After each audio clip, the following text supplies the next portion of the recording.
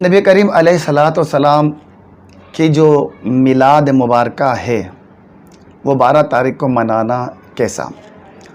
بعض لوگ کہتے ہیں کہ جناب والا 12 تاریخ یوم ولادت ہے ہی نہیں. کہتے ہیں کہ جناب دیکھو سیدی اعلیٰ حضرت نے فتح رضیہ میں 8 کا قول کیا ہے، اور وہ یہ بھول جاتے ہیں کہ جناب اعلیٰ حضرت نے 8 تاریخ کا قول کرنے کے بعد نیچے ہی لکھا ہے کہ جمہور کا جو قول ہے وہ ہے 12 ربیع الاول. اکثر جو ائمہ کرام ہیں، مشائخ اعظام ہیں، انہوں نے نبی کریم علیہ الصلوۃ والسلام کی ولادت 12 تاریخ کو ثابت کی. آئیے سماعت کرتے ہیں. حافظ ابو بکر بن ابی شیبہ آپ نے صحیح سند کے ساتھ روایت کیا ہے کہ حضرت عفان سے اور وہ سعد سے روایت کرتے ہیں، اور وہ روایت کرتے ہیں حضرت جابر بن عبداللہ سے اور حضرت ابن عباس سے. فرمایا کہ نبی کریم علیہ الصلوۃ والسلام کی ولادت باسعادت عام الفیل میں پیر کے دن 12 ربیع الاول کو ہوئی.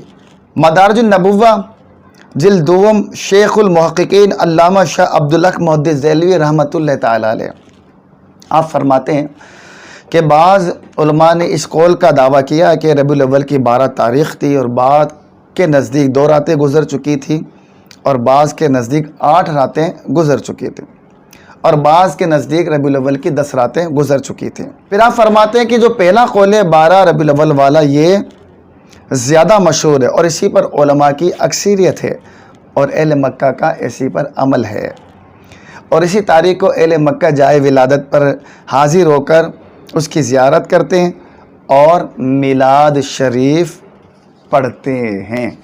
شیخ الاسلام علامہ ابن حجر عسقلانی رحمۃ اللہ تعالی علیہ سرکار صلی اللہ علیہ وآلہ وسلم کی پیدائش مبارکہ کے بارے میں فرماتے ہیں کہ آپ صلی اللہ تعالی علیہ وسلم کی ولادت باسعادت پیر کے دن جبکہ ربیع الاول کی 12 راتیں گزر چکی تھیں ہوئی. اسی طرح سیدنا امام محمد بن غزالی رحمۃ اللہ تعالی علیہ فرماتے ہیں فقہ و سیرہ میں نبی کریم علیہ الصلوۃ والسلام کی ولادت باسعادت 12 ربیع الاول کو ہوئی.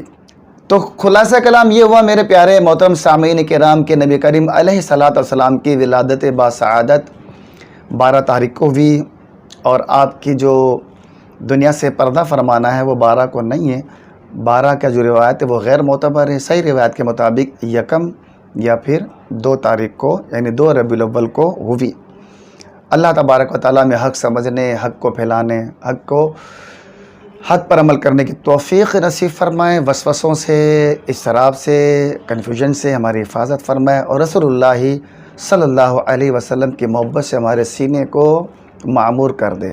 وآخر دعوانا ان الحمد للہ رب العالمین.